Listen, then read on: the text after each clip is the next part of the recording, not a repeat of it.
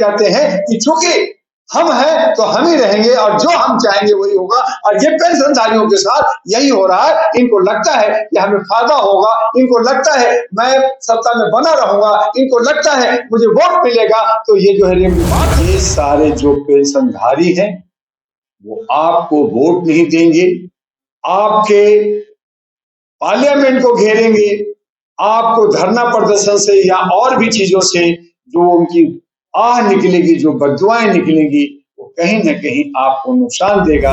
एक तरफ भारत रत्न आप रेवड़ी की तरह बांट रहे, सम्मान आप रेवड़ी की तरह किसी को दे दो, और जिसका हिस्सा है, जिसका पैसा है, जो अपने हक और हकूक की बात कर रहा है, जिससे उसकी जीवन चर्चा चलना है, वही आपका सही माने में वोट देता है, वही आपका एजेंट बनता है, वही आपके लिए काम करता है। सटीक खबरों का सीधा असर।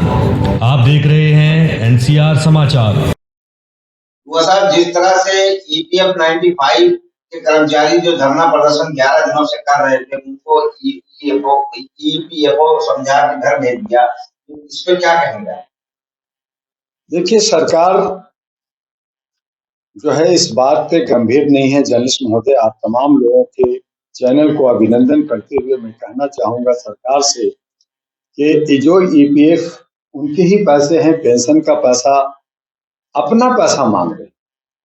जो लोगों को सहारा नहीं मिलता, घरों में आज जो है वृद्धाश्रम बनाया जा रहा है, उनको भेजा जा रहा है, क्योंकि घरों के अंदर आज हमारे जो नौजवान हैं वो बुजुर्गों की सम्मान नहीं देता, और उनका एक ही आसरा है, वो है पेंशन, और उनका ही पैसा है। आप उन्हीं देने में आनाकानी कर रहे हैं। आप उस पे जो है कहते हैं कि हम रिपोर्ट बनाएंगे, हम उसकी जांच करेंगे, हम आपसे बात करेंगे। हमारे कमांडर अशोक रावत जी लगातार धरना प्रदर्शन किया, आवाज दिया, दुनिया भर के मेमोरेंडम दिया, आप कुछ नहीं दे रहे। एक तरफ भारत रत्न आप रेवड़ी की तरह बांट रहे, सम्मान आप रेवड़ी की तरह किसी को दे दो, और जिसका हिस्सा है, जिसका पैसा है, जो अपने हक और हकूक की बात कर रहा है, जिससे उसकी जीवन चर्चा चलना है, वही आपका सही माने में वोट देता है, वही आपका एजेंट बनता है, वही आपके लिए काम करता है। और उनके पेंशन आप नहीं देते तो कहीं ना कहीं आप दो धारी तलवार की तरह आप भेदभाव कर रहे हैं। और अगर ये पेंशनधारी जो करोड़ों में है भारत के अंदर, मैं एक दो नहीं है, करोड़ों में है, ईपीएस का और ईपीएफओ है, ये सारे लोग अगर मिल जाते हैं तो ये करोड़ों के संख्या में है। और इनकी जो मांग जायज है उन्हें सरकार नहीं सुनेगा तो कौन?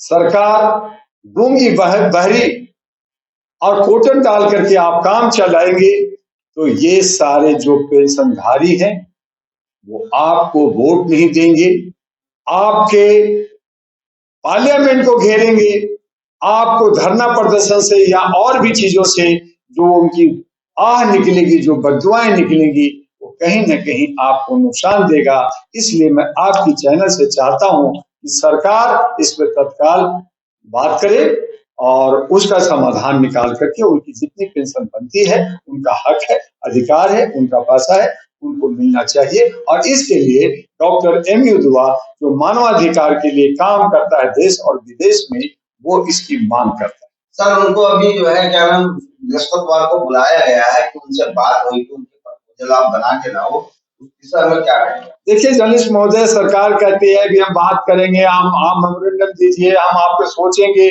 और फिर उसको ठंडे बस्ते में डाल दिया जाता है, उन पे एक्शन नहीं लिया जाता, तो ये तो गलत है। उसमें हमारे बुजुर्ग लोग जो पेंशनधारी हैं वो ठंड में मर जाएंगे, उनकी जरूरत है, वो 1500 रुपए से कैसे कैसे ले, इधर से उधर से ले करके आप थोड़ा बहुत दे देते हैं, बाकी नहीं मिलता, तो उनका जिम्मेदारी सरकार पे आता है। और इसीलिए आप जो है अपना समय को बर्बाद ना करें।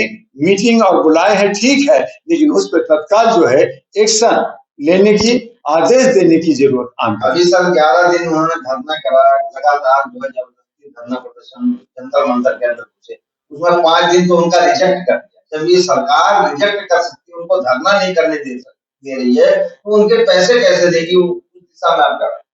जर्नलिस्ट महोदय, पहली बात है कि जंतर मंतर एक धरना स्थल है, हर आदमी अपनी वहां पे आवाज उठाता है और उसके लिए ये जो पुलिस डिपार्टमेंट कहती है कि परमिशन लो, परमिशन का कुछ नहीं होता। हाँ, इन्फॉर्म करना होता है कि हमें अगर कहीं वहां पे हादसा कुछ होता है, मारामारी होता है, पत्थरबाजी होता है, तो पुलिस को बताना होता है। लेकिन इन लोगों ने अपनी तरह से कानून चला लिया है कि आपको परमिशन लेना होगा तब बैठने देंगे। तो भाई जनता जनार्दन है, वो जब आवाज नहीं उठाएगा और उसको भी आप रिजेक्ट करेंगे, आप उसको रोकेंगे, तो आप जनतंत्र का, लोकतंत्र की हत्या कर रहे हैं, संविधान की हत्या कर रहे हैं। हमारे पास थोड़ी सी जगह जहां बैठ के बात करना है, वहां भी धारा 144 लागू करेंगे और जो सरकार के जनप्रतिनिधि हैं, लीडर्स हैं, उनको आकर करके जो आंदोलन करते हैं, जो जंतर मंतर बैठते हैं, उससे आके बात करना चाहिए और समस्या का समाधान निकालना चाहिए। वो नहीं करते, तो इस तरह से हमारा ये लोकतंत्र की हत्या होती है और हमारा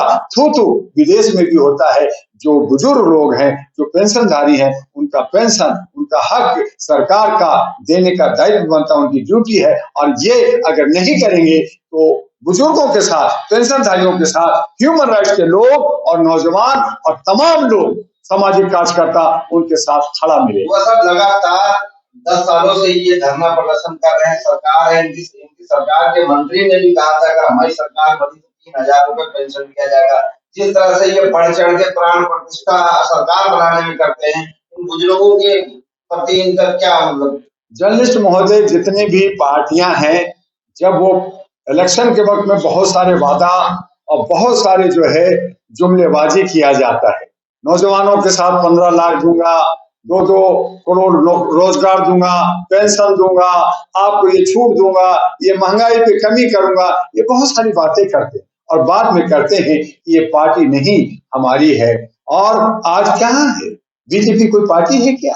वहां पे मोदी है तो मुमकिन है। आप कांग्रेस कहते हैं, कांग्रेस कोई पार्टी है क्या?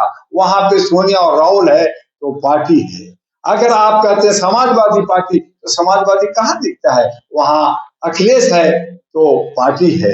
आप जो है बाकी पार्टियों को, ममता देख लें, तेजस्वी देख लें, नीतीश कुमार देख लें, मायावती देख लें, स्टैलिन देख लें, उद्धव ठाकरे, ये सब इंडिविजुअल पार्टी को चला रहे हैं। पार्टी तो है नहीं। पार्टी के मतलब होता है वहां एक समूह होता है, एक ग्रुप होता है जो काम करते हैं और फिर ये कहते हैं कि चूंकि हम हैं तो हम ही रहेंगे और जो हम चाहेंगे वही होगा। और ये पेंशनधारियों के साथ यही हो रहा है। इनको लगता है कि हमें फायदा होगा, इनको लगता है मैं सत्ता में बना रहूंगा, इनको लगता है मुझे वोट मिलेगा, तो ये जो है रेमडी भाग देते हैं और इनको लगता है कि इससे हमारा कोई फायदा नहीं हो रहा या हमारा ज्यादा नुकसान नहीं हो रहा, तो ये जो है कान में पोटन डाल करके बैठ जाते हैं, आंख में पट्टी बांध के बैठ जाते हैं। और यही भारत की हमारी दुर्दशा, जो हम जनार्दन है जनता, हमारे जो बुजुर्ग लोगों की सम्मान होनी चाहिए। एक तरफ आप सम्मान की बात करते हैं, दूसरी तरफ आप दुत्कार देते हैं, तो ये जो धारी काम जो सरकार करती है ये निंदनीय है और इसकी जितनी भर्त्सना की जाए वो कम है। और इसीलिए आपके चैनल से हमारा गुजारिश है कि सरकार को जागना चाहिए, झकझोरना होगा